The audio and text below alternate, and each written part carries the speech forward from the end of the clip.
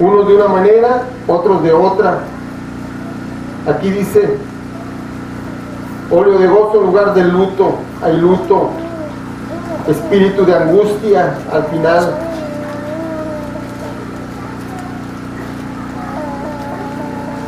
Sus vidas son una ruina. En el versículo 4 dice, reedificarán las ruinas antiguas.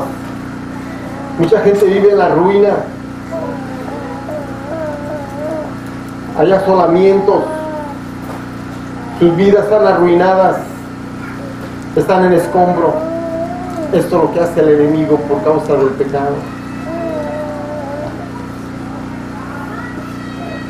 En el 7 dice que en vez de doble confusión y de vuestra deshonra, que mucha gente vive deshonrada con doble confusión. Todo, y si comenzamos a leer más y más, vamos a ver todo lo que el enemigo, el estrago que el enemigo ha hecho en la humanidad, en el ser humano, en el hombre, en la mujer, por causa del pecado. Porque hay una ley de pecado y muerte. Quiere decir que si pecamos, vamos a morir. El hombre que está en pecado va derecho a la muerte. Y aquí en este mundo el enemigo tiene derecho legal de hacer lo que quiera con la persona. ¿Por qué? Porque está en pecado. Porque esa persona no puede entrar a la presencia de Dios porque vive y es una podrida llaga y no está curada. Segunda a los Tesalonicenses, capítulo 1, versículo 7. Vamos a leer la segunda parte. La primera parte la vamos a leer al final. Dice: cuando se manifieste el Señor Jesús desde el cielo con los ángeles de su poder, cuando Cristo venga en gloria, en llamas de fuego va a venir, en llamas de fuego, para dar retribución, justo castigo a los que no conocieron a Dios, ni obedecen el Evangelio de nuestro Señor Jesucristo, los cuales sufrirán pena de eterna perdición. ¿Sufrirán qué? Pena de eterna perdición. Segunda Tesalonicenses capítulo 1 versículo 8. Estoy en el 9. Excluidos de la presencia del Señor y de la gloria de su poder. ¿Te das cuenta? ¿Para dónde va la humanidad, hermano? Por su desobediencia al mensaje de Dios, por la desobediencia a lo que Dios hizo por él. ¿Para dónde va la humanidad? Aparte de que está sufriendo aquí en este mundo, está pagando el precio por no acatarse a la ley de Dios y desobedecerla y violar la ley de Dios y darle derecho legal a la ley del pecado y de la muerte. Y el enemigo está haciendo sus estragos en la humanidad. En tu vida, en mi vida, lo hizo. No sé ahorita cómo estés. Pero una cosa sí sé, que vino Jesucristo a la tierra. Dice aquí que sufrirán pena de eterna perdición. Pero hay un versículo que Jesucristo dijo, y esta es la vida eterna. No la pena eterna, sino la vida eterna, que te conozcan a ti, al único Dios verdadero, y a Jesucristo a quien tú has enviado. Jesucristo el Padre envió a Jesucristo para que conozcamos al Padre. Y cuando vino Jesucristo dijo: el tiempo se ha cumplido y el reino de los cielos se ha acercado. Arrepentíos y crean en el Evangelio, obedezcan el Evangelio. ¡Qué tremendo!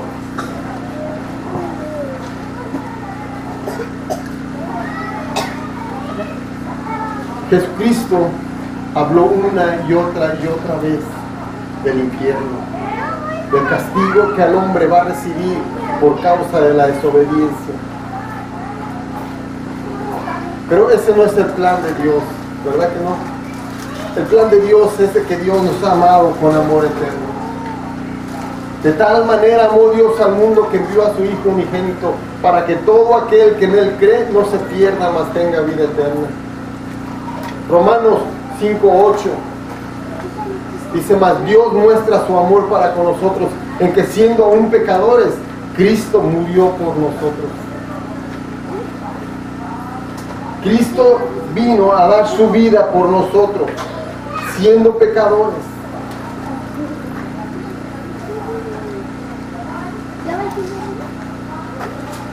Siendo pecadores, estando destituidos de la gloria de Dios,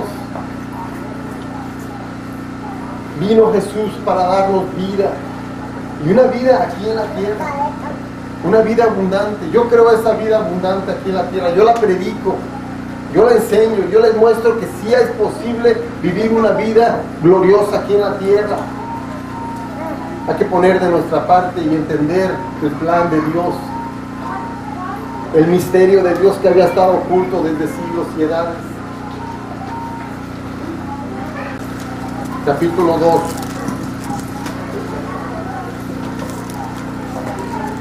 Y Él os dio vida a vosotros cuando estabais muertos en vuestros delitos y pecados.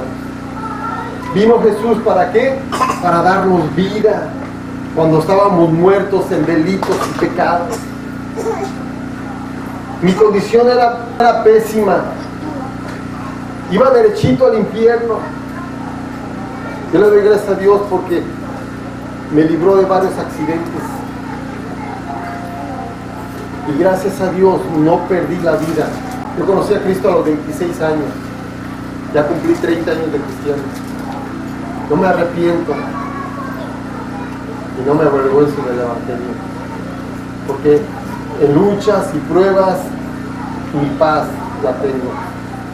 Y yo sé que un día estaremos con Él. Que esto nomás es el principio. Él nos dio vida cuando estábamos muertos en delitos y pecados, en los cuales anduviste en otro tiempo, siguiendo la corriente del mundo, conforme al príncipe de la potestad del aire y el espíritu que ahora opera en los hijos de desobediencia, en los cuales también todos nosotros vivimos en otro tiempo, en los deseos de nuestra carne, haciendo la voluntad de la carne y de los pensamientos, y éramos por naturaleza hijos de ira, lo mismo que los demás. Pero Dios, en rico misericordia, por su gran amor con que nos amó, aún estando nosotros muertos en pecado, nos dio vida juntamente con Cristo. ¿Y luego en qué termina este pasaje? ¿Qué dice? Por gracia, entre paréntesis. Por gracia somos salvos.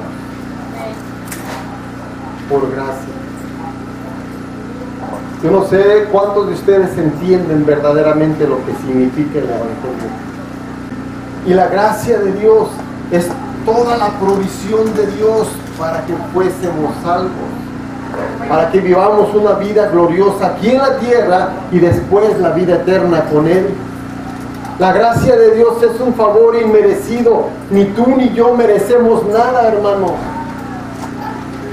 No merecíamos que Jesucristo viniera a morir por nosotros. Dios mismo fue el que murió en la cruz por nosotros. El Hijo de Dios. No merecíamos nada. Imagínate, nuestras almas, nuestras vidas, estar por toda una eternidad en un lago de fuego separado de la gloria de Dios. Pero una cosa sí sé, que yo no quiero ir a ese lugar. Y no fue el plan de Dios para el hombre que vaya a ese lugar. El plan de Dios fue hacer un pueblo para que habite con Él, para ser un compañero, una compañera eterna del Hijo, para que tú y yo estemos por toda una eternidad en su presencia. Nosotros vamos a ser la esposa del Cordero. Reinaremos juntamente con Cristo. No solamente éramos pecadores y merecíamos la muerte, sino que nos perdonó, nos justificó, nos redimió del poder del pecado y del poder de Satanás. Dice que así como nosotros participamos de carne y sangre, Jesucristo participó también de lo mismo para destruir por medio de la muerte de su muerte de él, a que tenía el imperio de la muerte, esto es al diablo, y a nosotros hacernos libres del temor a la muerte por el cual estábamos sujetos a servidumbre. ¿Te imaginas? Él dio su vida para que nosotros tengamos vida eterna. Eso es gracia, eso es amor, un amor incondicional. Dios no nos preparó para que cayéramos en pecado, Él quiso hacernos obedientes, pero tampoco no nos hizo robots, ¿eh? Para que obedeciéramos a la voz de un botón que apachurrara. No, pero el hombre desobedeció, pero dijo, bueno, ya el hombre no quiero que se pierda. Entonces, desde antes de la fundación del mundo, dice, Él fue el Cordero de Dios. Pero en estos días, cuando llegó el cumplimiento del tiempo, Dios envió a, nacido de mujer, nació Jesús, y vino a redimirnos. Por gracia, hermano. No merecíamos nada, ahora Dios dice, ¿sabes qué? Por cuanto no mereces nada, yo te voy a dar todo para que tú estés conmigo.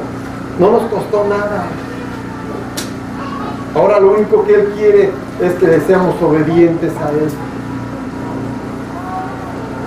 Que le seamos obedientes.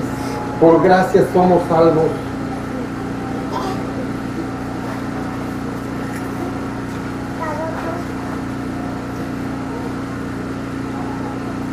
Ahora, imagínate, ya estamos en Cristo.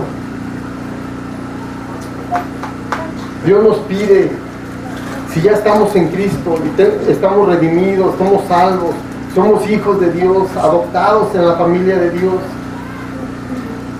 No solamente te llamó para ser parte de Él, sino nos encomendó un trabajo también que hacer. ¿Cuántos de nosotros estábamos en esclavitud? Y ahora cuánta gente está en esclavitud. Y mira lo que dice 2 Corintios. 2 Corintios 5. El versículo 19 es muy clave para entender lo que voy a explicarte. Que Dios estaba en Cristo reconciliando consigo al mundo, no tomándoles en cuenta a los hombres sus pecados, y nos encargó a nosotros la palabra de la reconciliación. Así que somos embajadores en el nombre de Cristo, como si Dios rogase por medio de nosotros, o rogamos en el nombre de Cristo, reconciliados con Dios.